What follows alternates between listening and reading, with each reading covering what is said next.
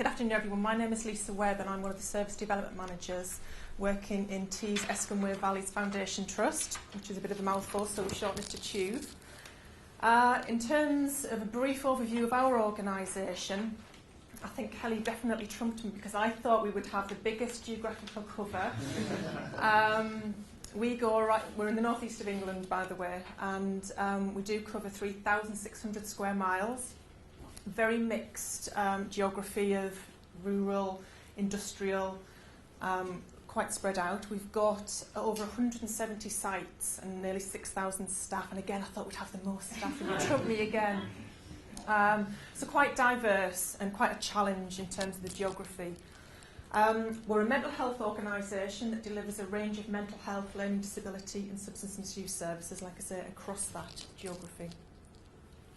I sit within the Trust's Kaizen Promotion Office, and just a little bit about what we do. We were a team that was established back in 2007, and the main role in the organisation is to deliver and support improvement activity. So whether it's 5-day rapid process improvement workshops or shorter Kaizen events, that's what we're responsible for.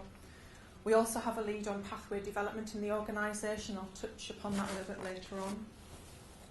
We have a separate project manager actually that looks after Kanban and inventory control, so looking at ways to manage our clinical and non-clinical consumables in a much more efficient way than we currently do, and she's had some fantastic outcomes from that. We also have 2 dementia collaboratives that again sit within our team, 2 project managers, and that is ourselves, some acute organisations and some local authority organisations looking to improve dementia care. And like I said, that sits within our team as well. We very, very recently established an external affairs arm of the team, and again I'll touch upon that a little bit later on. But what I want to talk about mainly today is what we do in relation to training throughout our organisation. So just some key highlights in our journey from when we started in 2007 up to about 2009.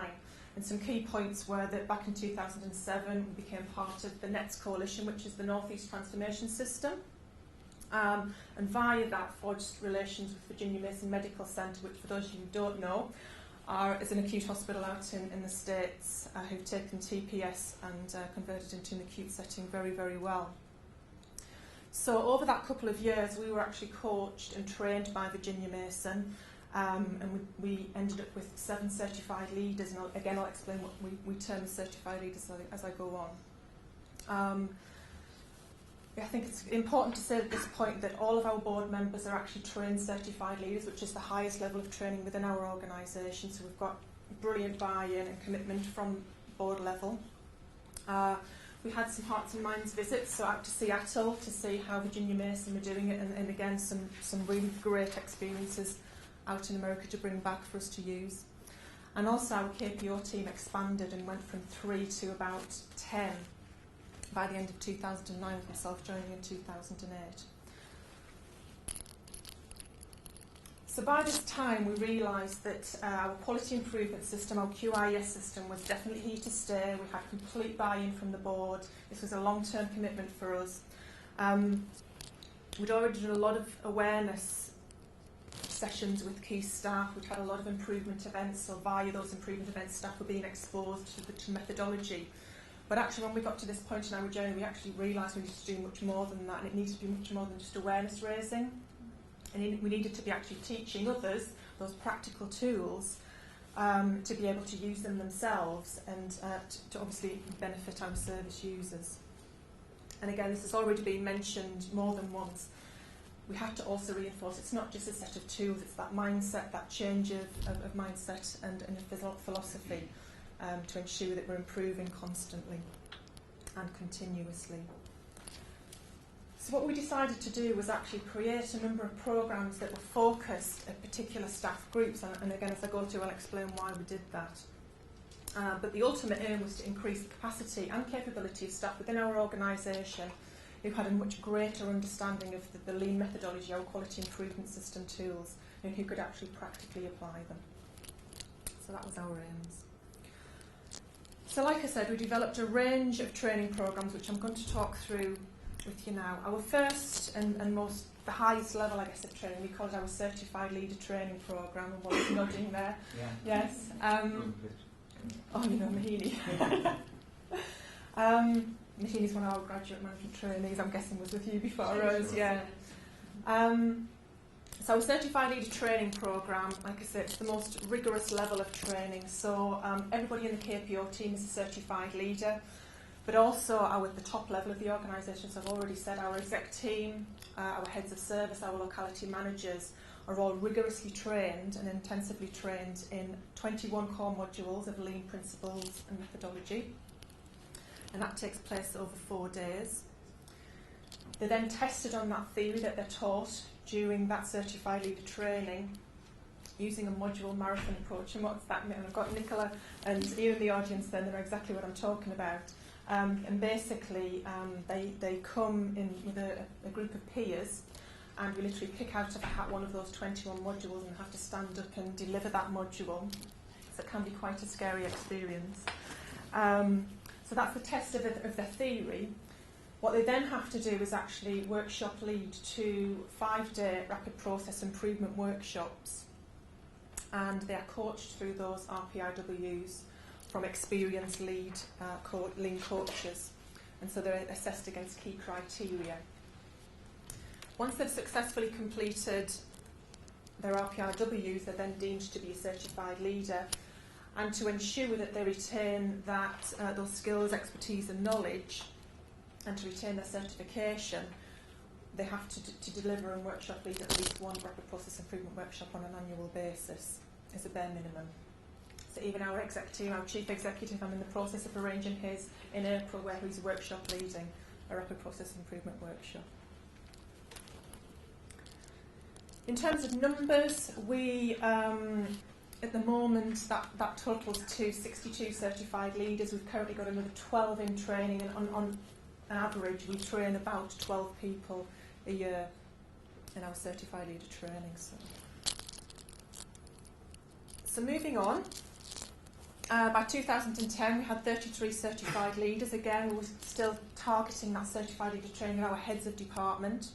We also developed something called a rapid pathway development workshop. When I joined the team, and like I've already said, part of our remit was to develop clinical pathways. And back in 2008, apparently it was taking years to develop these clinical pathways, and they never actually got off the ground. So we used the rapid process improvement methodology to develop rapid pathways, which has been really, really successful. So that was something that we developed. The Darlington Dementia Collaborative, which again I've already touched upon, which is working with acute, ourselves as mental health organisations and local authority to improve outcomes for patients with dementia. But one of the key things in 2010 was that we developed a programme called QIS for Leaders, Quality Improvement System Training for Leaders. And what we found was, up until this point, when we were facilitating improvement workshops, we have we call them process owner, but basically it's the project lead. And for the planning, the actual event itself, and then post-event, they are responsible for making sure that it's sustainable and guiding the team through that. So they generally tended to be ward manager, team manager level. And what we found was we were putting them into these roles, but actually with no training or understanding of the lean principles and methodology. And we thought these were a key group that we really needed to engage and to skill up a little bit more than they actually were, to get the best out of them, for them to get better outcomes. So in terms of the training, it's not as intensive as the certified leader training, so we pared it down to 11 of the 21 modules that we would teach at certified leader level.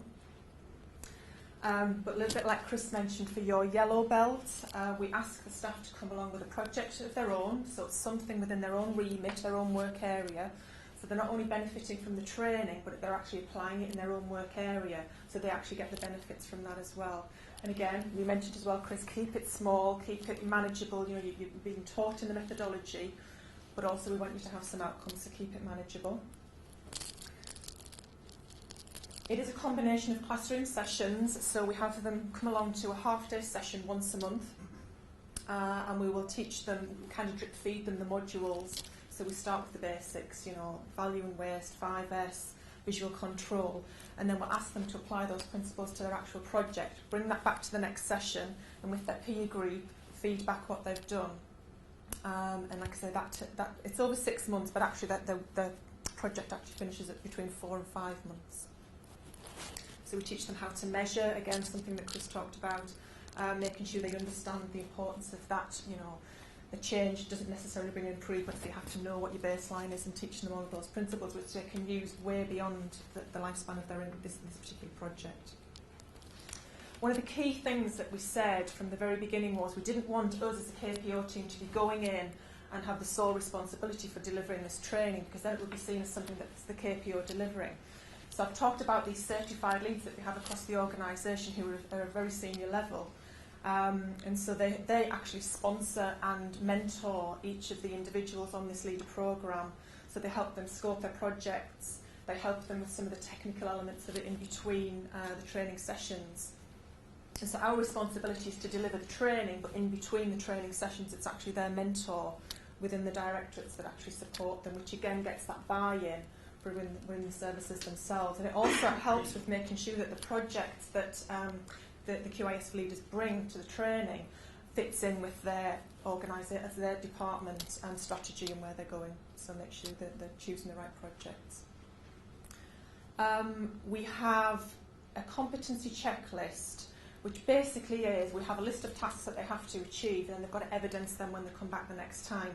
And actually we didn't have this from the outset, and it was something we had to develop about 3 months in, because as usual you get some staff who are really engaged and some staff were coming back to the next sessions with all of their tasks completed and some others weren't. And so we just needed something to measure them against, and to say, look, you haven't done this, and sort of giving a warning, and it sounds really harsh, but to make sure they did it for the next time. Again, to make sure that it's fed up to a very senior level. At 6 months, at the end of the project, they feed their outcomes of the project at director level, so whoever their locality director is, they feed the outcomes of the project back to them. And most importantly, we ask them to come back again at 12 months, again around sustainability, to make sure that what they've implemented has actually been sustained or otherwise at the 12-month period. We've had some absolutely fantastic successes with the QIS for leaders, and a real range of projects from how food is ordered on an eating disorders ward to how you order orthotics. Just a real range of projects which has been, like I said, really, really positive outcomes. In terms of this is just a sort of a split of each of our localities or services. The blue is the 2011 training, but basically what it's saying is, in summary, we've trained to date about 153 QIS for leaders across the organisation. We've got about 40 in training currently, with a bit of a waiting list, dare I say. I hate to say that, we're doing a bit of a waiting list because people have found it so popular, and then word of mouth, other people want to join. But unfortunately our demand is outstripping capacity at the moment, which is an awful thing to say. So continuing on, by the end of 2011 we had 51 certified leaders. We're continuing with the certified leader training. We still had a relationship with Virginia Mason in terms of a Sensei visit, so they were giving us that Sensei role of coming over and QAing what we were doing in terms of our training. But the two key things that were developed was another 2 training programmes, which I'm going to talk about, which was, the first one is Quality Improvement System for Medics. And I'm sure nobody will disagree. If you can engage your medics in the organisation in whatever it is that you're trying to do, then you're onto a winner.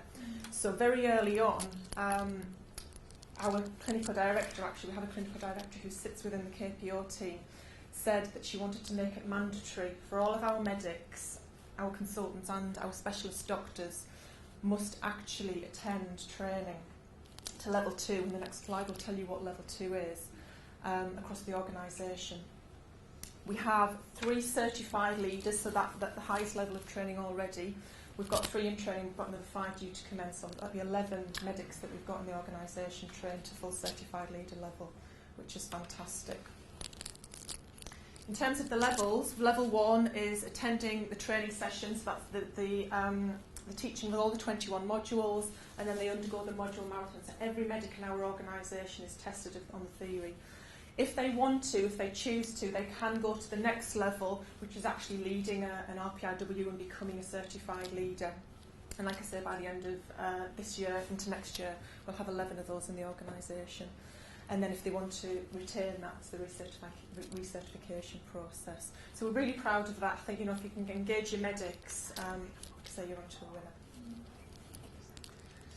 and that's just the numbers. So I think we've got I think I should up to about 202.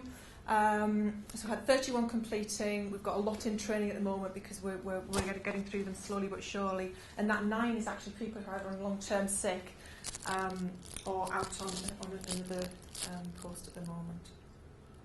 So very quickly, because I've just been given a 5-minute warning there, thank you. The other group of staff that we felt were absolutely fundamental to engage in our quality improvement system training is our admin staff. They are so fantastic. And my first 5 years in the NHS was a medical secretary, so I do have a bit of an affinity with our admin staff.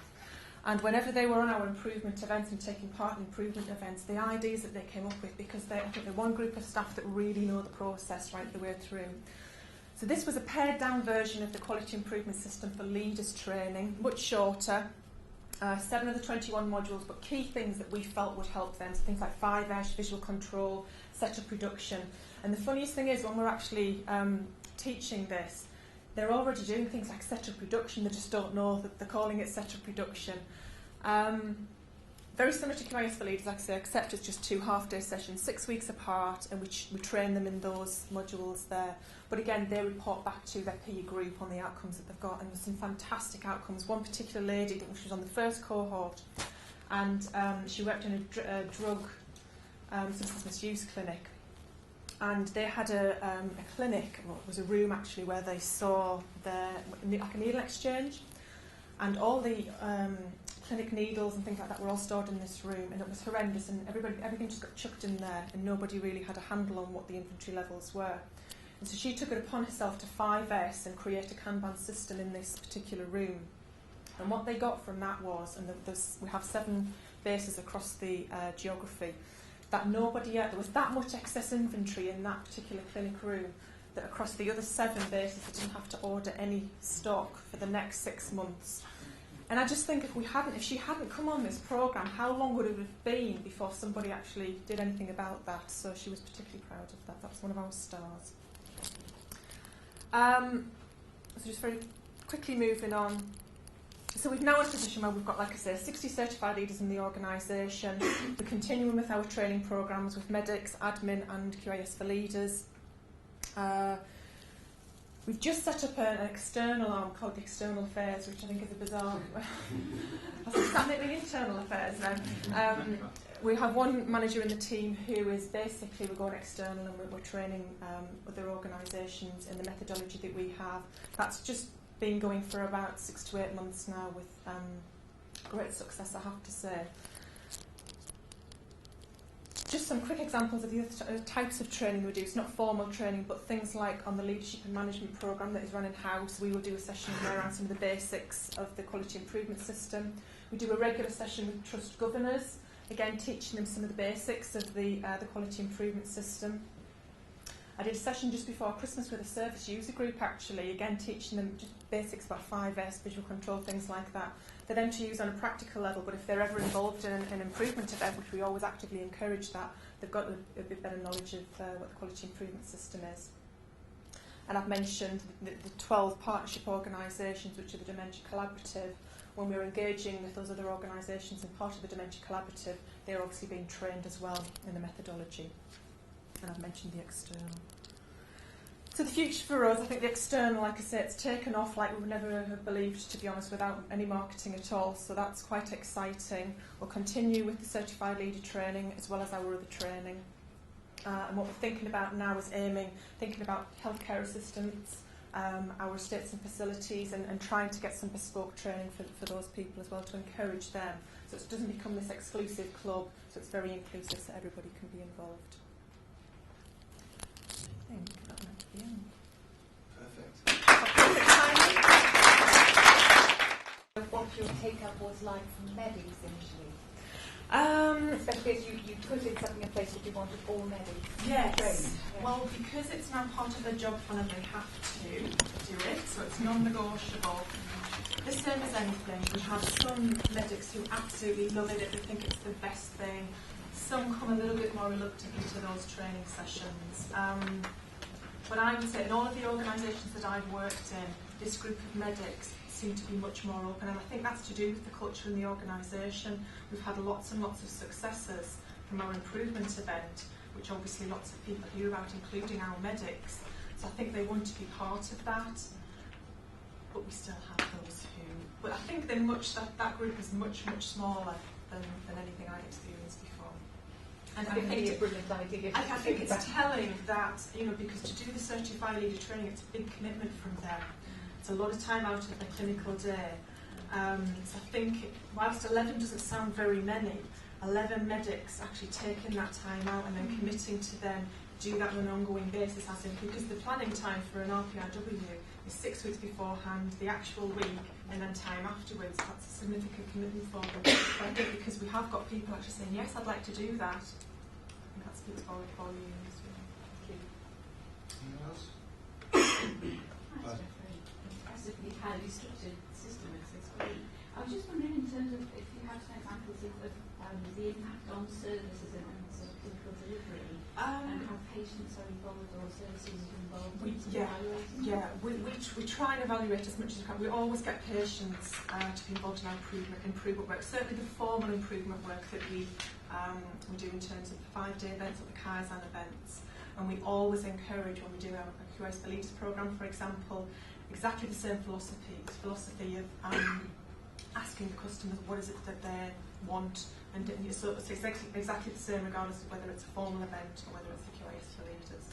Yeah. And I'm running a QAs for Leaders programme at the moment, and one of the projects is around getting carer feedback on the wards and how they can do that much better. With using handheld devices, and they've got a current process but it's not working very well, so one of the modern matrons has brought that as her project to try and improve that. Thank you very much. And I would think you've probably pulled out some key themes that go throughout all of those 3 workshops, but also I think the nice thing is that even the people who presented have seen the other 2 and said, oh, there's a bit here and there. So by all means, this is, I think the presentations will be available as well. This is the forum for exchange, emails, grab each other over the coffee, and for those of you that are outside, and the best of luck to the 3.